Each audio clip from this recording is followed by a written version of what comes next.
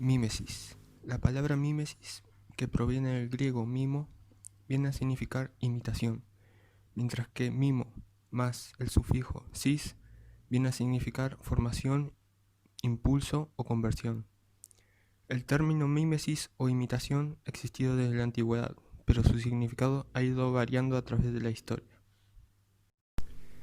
En el periodo clásico se da el primer acercamiento al término de mímesis, que era utilizado para representar los actos de culto que realizaban un sacerdote referido al baile, la música y el canto. En síntesis, no significa representar la realidad externa, sino expresar lo interior. A partir del siglo V a.C., el término mímesis pasa del culto a la terminología filosófica y comienza a designar la reproducción del mundo exterior.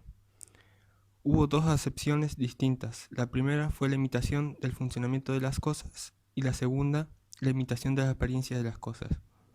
En esta última también hubo diferentes enfoques. Para Platón era la copia pasiva de la realidad, la copia de las cosas tal cual son.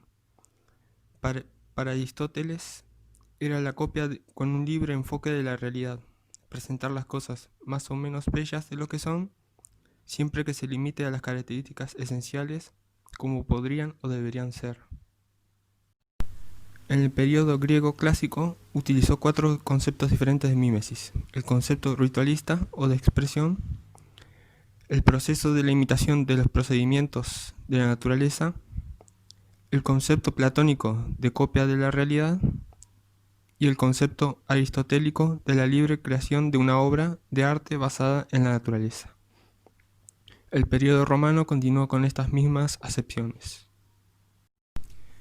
En la Edad Media se propusieron otras premisas, el cual fue el que el arte busque imitar el mundo invisible, el cual es eterno y más perfecto que el visible.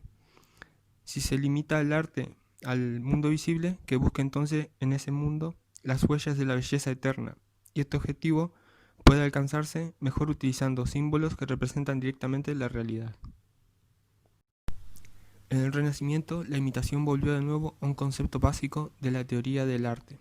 A comienzos del siglo XV, la teoría de la imitación fue aceptada en primer lugar por las artes visuales. Sin embargo, no entraron a formar parte de la poética del Renacimiento hasta mediados del siglo XVI, una vez aceptada la poética de Aristóteles. Los escritores del Renacimiento subrayaron que no toda imitación le sirve al arte, sino únicamente aquella que es buena, artística, imaginativa y original.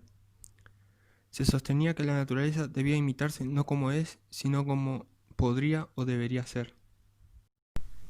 Un ejemplo es Miguel Ángel, que ofreció una versión religiosa de la imitación. Es Dios en la naturaleza quien debería imitarse.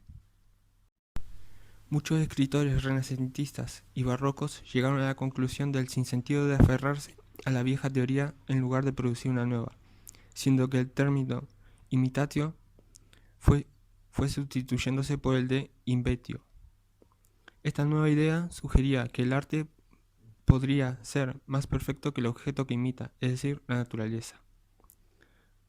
Se introdujo otro concepto muy importante en la historia de la mímesis.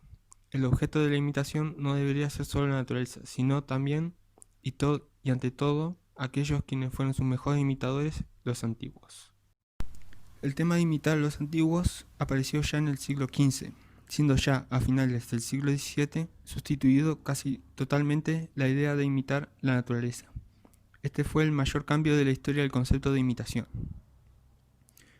Este principio de fidelidad a la antigüedad comenzó a abandonarse en el siglo XIX y fue reemplazado nuevamente por el principio de fidelidad a la naturaleza.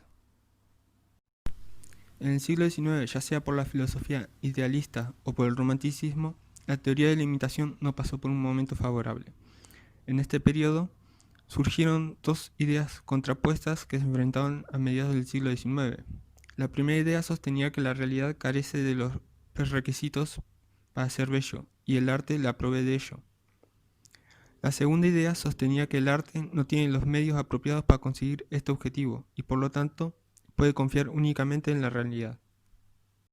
A mediados del siglo XIX resurge la vieja teoría y reaparece con el nombre de realismo. Se creía que la esencia del arte no consistía tanto en la imitación, sino en el análisis de la realidad. No se renunciaba al ideal de belleza, sino que se lo entendía de un modo diferente. La belleza del arte es una belleza reflejada y tiene su origen en la realidad. En los años sucesivos, la teoría del arte se alejó gradualmente del realismo hacia el polo opuesto.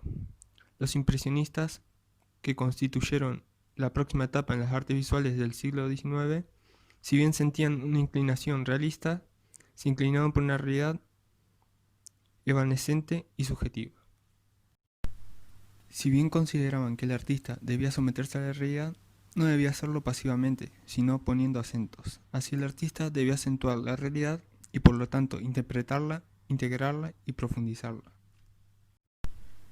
En el siglo XX, Paul Cézanne comentaba que el artista no debía imitar a la naturaleza, sino comentarla, construirla. La naturaleza tiene numerosos aspectos entre los cuales el artista puede y debe elegir. Actuando en la misma dirección, pero alejándose aún más del realismo tradicional, se encontraban los cubistas.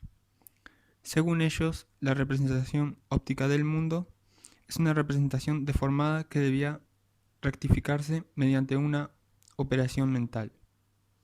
El arte del cubismo no significó la imitación de las cosas, sino su reconstrucción. Más adelante aparece una idea aún más radical. El arte no debería tener nada que ver con la realidad. El arte se interesa solo por las formas y estas no se encuentran aisladas en el mundo real.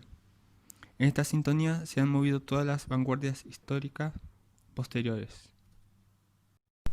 Actualmente se ha comenzado a poner en cuestión los viejos dogmas. Hoy en día el arte está dejando de ser imitativo y su función imitativa es utilizada hoy en día muy poco.